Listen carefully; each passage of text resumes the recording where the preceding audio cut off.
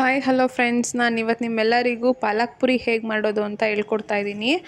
ಬನ್ನಿ ಹೇಗೆ ಮಾಡೋದು ಅಂತ ನೋಡ್ಕೊಂಡು ಬರೋಣ.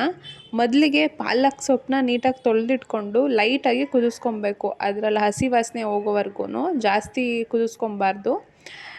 ಮಿಕ್ಸಿ ಜಾರಿಗೆ ಜೀರಿಗೆ ಮತ್ತು ಪಾಲಕ್ ಸೊಪ್ಪನ್ನ ಬೇಯಿಸ್ಕೊಂಡು ಇಟ್ಕೊಂಡಿರ್ತೀವಲ್ಲ, ಅದನ್ನು ಹಾಕ್ಕೊಂಡು ಪೇಸ್ಟ್ ಮಾಡಿ ಇಟ್ಕೊಬೇಕು. ಅತಿಯಾಗಿ ನುಣ್ಣಗೂ ಪೇಸ್ಟ್ ಮಾಡಬಾರ್ದು, ಲೈಟಾಗಿ ಪೇಸ್ಟ್ ಮಾಡಿ ಇಟ್ಕೊಬೇಕು.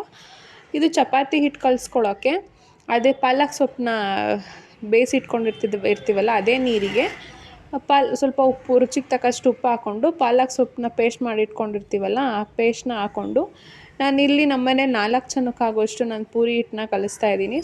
ಹಾಗಾಗಿ ಇಲ್ಲಿ ನಾನು 4 ಕಪ್ ಹಾಕ್ಕೊಂಡಿದ್ದೀನಿ. 3ರಿಂದ 4 ಕಪ್ನ ಹಾಕ್ಕೊಂಡು ಅದನ್ನು ಹಿಟ್ಟನ್ನ ನೀಟಾಗಿ ಮೃದುವಾಗಿ ಕಲಿಸ್ಕೊಬೇಕು. ನಾವು ಎಷ್ಟು ಸಾಫ್ಟಾಗಿ ಎಣ್ಣೆ ಹಾಕಿ ಮೃದುವಾಗಿ ಕಲಿಸ್ತೀವೋ ಪೂರಿನೂ ಅಷ್ಟೇ ನೀಟಾಗಿ ಉಬ್ಬುತ್ತೆ, ಜೊತೆಯಲ್ಲಿ ಚೆನ್ನಾಗಿ ಬರುತ್ತೆ.